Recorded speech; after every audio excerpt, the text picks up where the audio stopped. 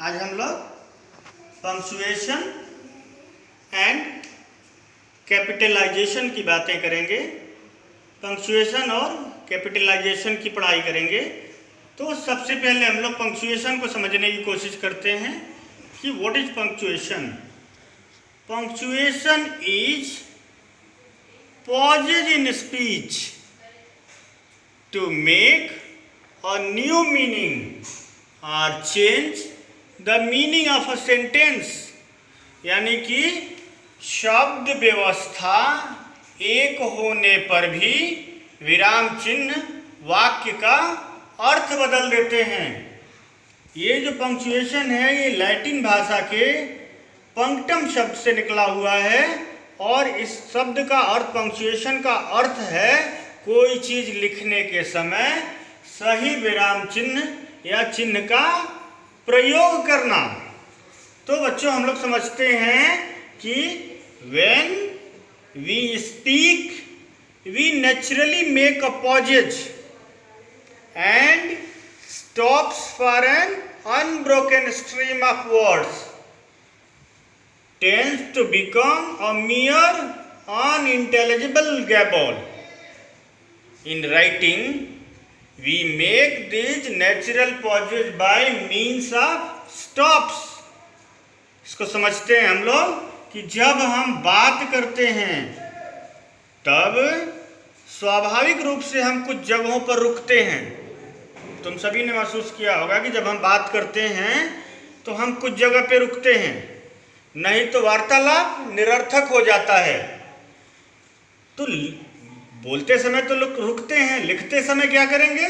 लिखते समय इन स्वाभाविक विराम स्थलों पर विराम चिन्ह का प्रयोग किया जाता है और उसी को हम लोग अंग्रेजी में पंक्चुएशन कहते हैं।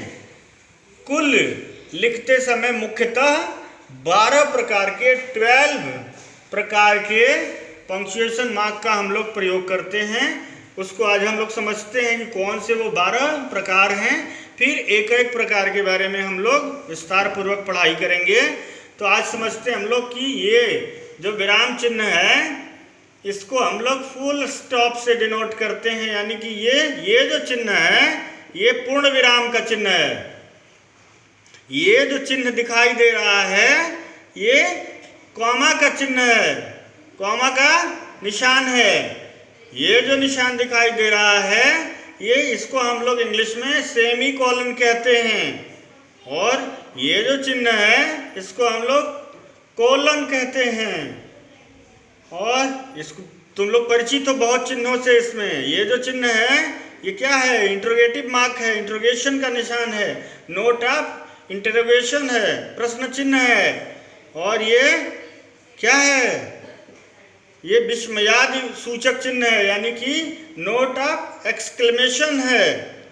फिर ये जो चिन्ह है ये एपोस्ट्रोफी का चिन्ह है, ये जो बना हुआ है ऊपर। और फिर ये डैश का निशान है, डैश का प्रतीक है। इसको हम लोग हाइफन कहते हैं, ये छोटा हो जाता है, ये हाइफन है। और फिर इन्वर्टेड कॉमा।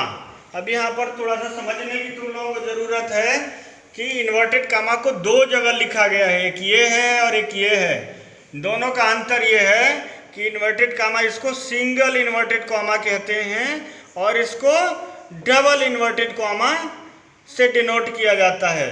फिर ये जो चिन्ह है ये इसको हम लोग ब्रैकेट्स कहते हैं इंग्लिश में, यानी कि कोष्टक कहते हैं। ये जो चिन्ह है ये कोष्टक का निशान है और ये जो चिन्ह है ये स्टार बना हुआ है, ये इसको एस्टेरिस्क कहते हैं और इसको तारांकित चिन्ह हिंदी में कहते हैं। अब यहाँ पर एक और बात तुमको समझने की ज़रूरत है कि ये जो चिन्ह बना हुआ है तो ये जो कोष्टक बना हुआ है अंदर वाला ये ब्रिटिश शैली का कोष्टक है। और अभी ये जो हम डिनोट करते आ रहे थे हर जगह ब्रैकेट बना करके सारी जगह ये लिखा हुआ है, ये जो चिन्ह है ये अमेरिकन शैली का कोष्टक कहलाता है और ये जो है ब्रिटिश शैली का कोष्टक है। तो चूंकि हम लोग ब्रिटिश इंग्लिश को ही पढ़ते हैं इसलिए हम लोग इसको ही पढ़ेंगे, इसी तरह का कोष्टक बनाते हैं, लेकिन ये भी अमेरिकन शैली का कोष्टक है। तो प्यारे बच्चों, इस तरह से हम लोगों ने पंक्चुएशन को समझने की कोशिश की और अगली कक्षा में हम लोग सबसे पहले फुल स्टॉप, कॉमा और सीरियली सारे जो हमारे चिन्ह हैं उनको, जो भी पॉजेज हैं लिखते समय जो पॉजेज, जिन पॉजेज का हम इस्तेमाल करते हैं उन पॉजेज की पढ़ाई हम लोग एक एक करके अगली कक्षा से प्रारंभ करेंगे। तब तक तुम लोग सभी लोग ये जो 12 चिन्ह दिए गए थे वो कैसे डिनोट किए जाते हैं, उनका सिंबॉलिक स्टेटस क्या है, किस प्रकार से डिनोट किए जाते हैं और उनको क्या कहते हैं, इसको निश्चित रूप से याद कर लोगे, लर्न कर लोगे। Now thank you students.